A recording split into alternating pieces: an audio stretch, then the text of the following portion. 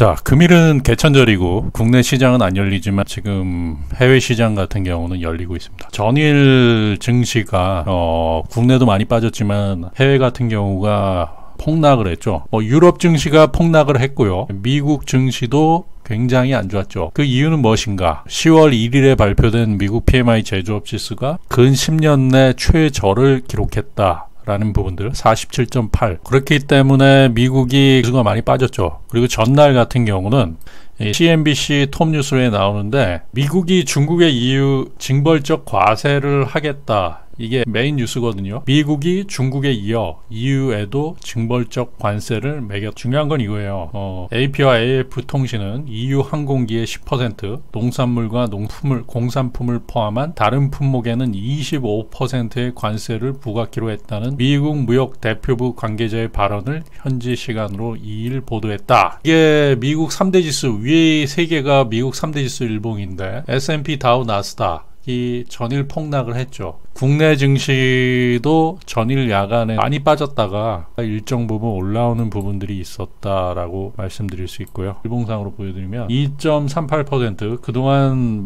좀 오버슈팅이 된 부분이 있었어요. 삼성전자 빠지니까 지수가 그냥 급락하는 부분들이 있었고요. 코스닥 150은 이제 51선 부근까지 내려왔다라고 보시면 중요한 건 이거 1200원 지지저항 공방에서 1200원을 또 뚫어버렸으니까 전일 원달러 환율이 1200원을 뚫고 1206.1원까지 7.2원이나 등을 했어요. 손쉽게 뚫어버리는 부분들이 있었기 때문에 이게 지수가 이제 폭락하는 부분들이 있었다라고 볼 수 있고요. 밑에 보시면은 이제 파생 상품 쪽의 변동성이 어마어마하게 폭발을 했죠. 풋옵션 같은 경우가 이게 극외가에서 외가 부분으로 접어드는 부분 하루 사이에 270%가 상승을 했어요. 옵션이 도박이라는 부분들이 이런 걸 말씀드리는 부분이고 주식으로 거의 수익을 못 낼 가능성이 크다라고 했을 때는 이런 데서 대박이 나오는 부분들이 분명히 있어요. 그 부분이 1년에 몇 번 나오지 않는 부분들이기 때문에 이거는 봐서는 안 된다라고 할 수 있고요.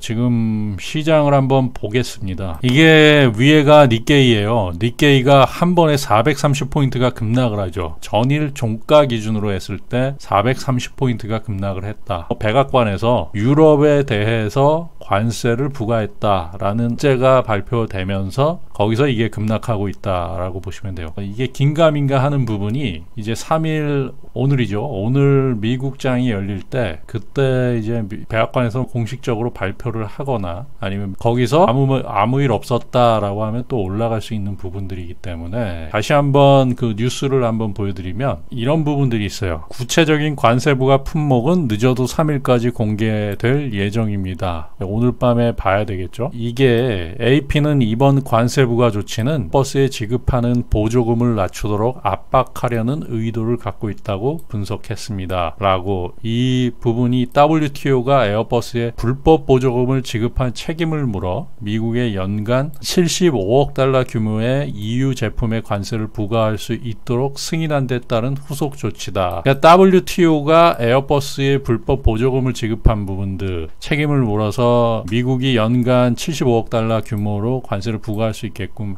했고 미국은 그 부분에 대해서 EU에 관세를 부과하겠다라는 부분이 미국과 또 EU 간에 하겠다라는 부분으로 인해 가지고 급락을 했지만은 EU에 대해서 압박을 통해 가지고 에어버스에 대한 보조금을 낮추겠다라고 해서 흐지부지 될 수도 있어요. 그러니까 이 부분이 완벽하게 관세를 부과한다라는 부분이 아니라 이거는 재무장관이 스티브 무누신이기 때문에 바로 골드만삭스 CEO였고요. 헤지 펀드들에게 포지션 트레이딩을 시켜서 굉장히 큰 숏게임에서 지금 이 정도의 숏게임이 어마어마한 거거든요. 풋옵션이 일본 니케이 기준으로도 300%가 나왔어요. 만약에 여기에 대해서 유럽이 반응을 해서 에어버스에 대한 보조금을 낮추겠다. 오늘 쇼부를 보고 이랬다라고 하면은 또 시장이 아무 일 없었다는 듯이 그러면은 관세 부과를 없던 일로 하겠다. 뭐 이럴 수도 있는 부분들이기 때문에 저는 이 상황에 대해서 그렇게 크게 보지는 않고 있어요. 그러니까 이게 시장 변동성의 재료긴 한데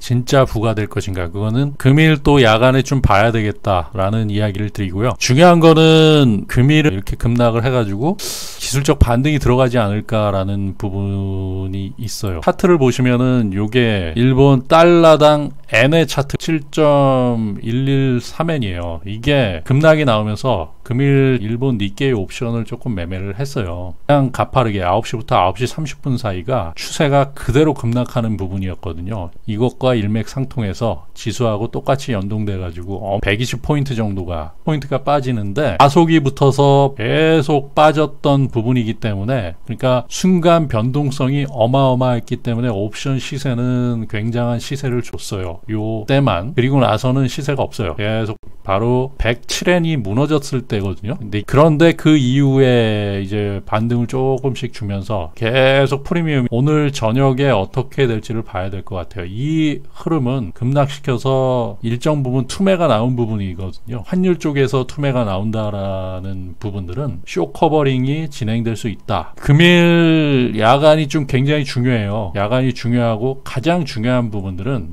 금요일 9시 반 미국 지표 중에 가장 중요한 건 뭡니까? 가장 중요한 거는 비농업 고용자 수와 실업률 발표다. 이게 숏게임을 지속할 것인가 아니면은 일정 부분 이익 실현을 할 것인가, 그러니까 숏 커버링을 들어갈 것인가를 보는 부분들이 분명히 있어요. 명일 8시 반 이후에 삼성전자 잠정 실적 발표가 중요하고요. 더 중요한 지표 중에 비농업 고용자 수 발표, 넌팜과 실업률 발표 가장 중요하다라고 말씀드릴 수 있습니다. 국내 같은 경우 야간 선물이 한 0.75%, 이게 그래도 제법 많이 올라온 거예요. 중요한 거는 삼성전자 잠정 실적 발표고요. 대북 경협주들은 그래도 강했죠. 강했는데 시초 대비해서는 엄청나게 빠졌습니다. 시그네틱스 같은 경우는 저는 이익 실현을 했어요. 한 5%가 넘게 올랐기 때문에 이제 펀더멘탈 대비 저평가. 근데 지금 코스닥 같은 경우는 엄청나게 빠져가지고 기술적 반등이 나올 수 있는 종목들이 꽤 있어요. 시장이 안정화된다라고 하면 제가 보는 관점에서는 전일 이제 줌인터넷이라는 종목을 좀 봤어요. 5,300원 부근에서 세력이 있더라고요. 여기서 무너지면은 5,000원이 붕괴되고 그럴 가능성이 있었어요. 이게 손정희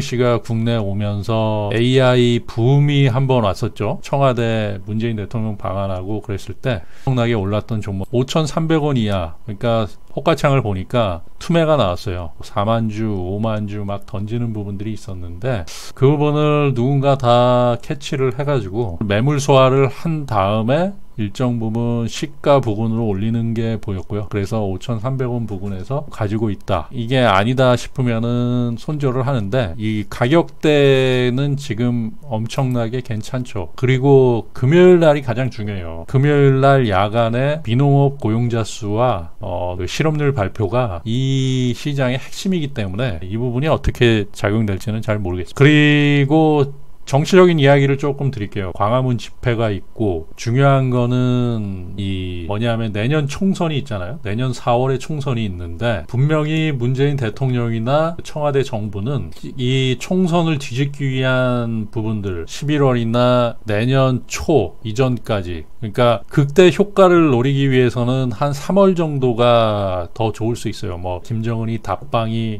올 수 있다. 더민주 연구원이나 아마 이런 데서 3월이나 2월이나 3월 정도 극대화시키기 위해서 김정은에 대한 답방을 추진하려고 할 거예요. 그걸 미국이 허용하느냐 안 하느냐, 그리고 민심이 과연 그것을 지지로 보느냐, 민심 지지인가 아니면 거부인가라는 부분들, 국민의 이 여론에 의해서 크게 작용되는 부분들이 있다. 그렇기 때문에 지금 광화문 집회라든지 앞으로 계속되는 좌우 갈등이 이게 어떻게 될지에 따라서 내년 2월 3월 이때 하려고 빵을 시키려고 아마 청와대 쪽에서 큰 그림을 그리는 게 그러한 것이 아닌가라고 보고요. 그러니까 그리고 미국과 북한 간의 대화, 이러한 부분이 지금은 여론이 굉장히 악화되어 있기 때문에 그 여론을 돌리는 작업이 좀 필요하다. 근데 이게 김정은 답방이라는 부분들이 아마 계속 거론할 거예요. 조국에 대한 그 이슈를 덮기 위해서 북한을 끌어들이는 부분들이 있고, 김정은 입장에서도 지금 현 정부가 좋죠. 내년 총선을 앞둔 부분에서는 굉장한 움직임이 한번 나오지 않을까, 연구에 대한 분석을 이야기 드릴게요. 총선에서 거기서 집권을 하는 정당, 제1다수당을 차지하는 정당이 결국에는 대선을 차지할 수밖에 없다라고 저는 봐요. 그렇기 때문에 이 총선은 거의 진검승부가 되지 않을까라고 보고요. 청와대 입장에서 이 여론을 돌파하지 못한다라고 하면 총선까지 굉장히 많이 끌려다니는 부분이고요. 그것을 위해서는 북한을 끌어들일 수밖에 없다 라고 저는 보고 있고, 김정은 위원장의 답방이 아마 추진될 거라고 저는 봐요. 그렇기 위해서는 최우선적으로는 미국과 북한의 관계 정상화가 필요하다. 북한의 김정은 같은 경우는 그 부분을 알고 있으면서 충분히 그런 부분들을 활용을 하고 있다. 정 지지율이 급락하는 부분들을 회심의 미소를 보고 있고, 미국의 입장에서는 우리 정부로부터 더 뺏어올 수 있는 게 무엇인가, 경제적 이익을 취득하는 게 무엇인가라는 것을 이제 보고 있는 거죠. 그게 국방비 내지는 우리나라 기업의 미국 투자, 이러한 부분들을 계속 오라고 하는 부분들이 될 수 있다. 이러한 사태 속에서 여러분들의 자산을 지키고 이슈가 되는 부분들을 잘 파악, 수익을 누적시켜 나가고, 그러한 부분들이 가장 중요하다라고 봅니다. 국내 경기는 굉장히 안 좋아요. 그리고 경제를 지금 장악하고 있는 부분들이 분명히 있고요. 그 다음에 이 시스템을 바꿔야 되는 부분들이 있어요. 이 소득주도 성장을, 그 부분을 버려야 되고, 시장 도미네이티드한 정책, 시장에 맡기는 정책, 시장에 맡겨서 임금이라는 부분과 노동이라는 부분들이 맡겨서 돌아가야 되는데, 노조의 입김을 많이 집어넣는 부분들이 있어요. 우리나라 경제의 침체로 가는 부분들이기 때문에 지금 상황에서는 소득주도 성장을 버려야 되는 부분이다. 분명히 버려야지 시장이 정상화될 수 있다라는 상황이지만, 그것을 청와대에서는 버릴 수 없기 때문에 이게 참 답이 없는 부분들이에요. 그렇기 때문에 자산을 잘 보존하십사 하는 말씀을 드립니다. 성공 투자하십시오.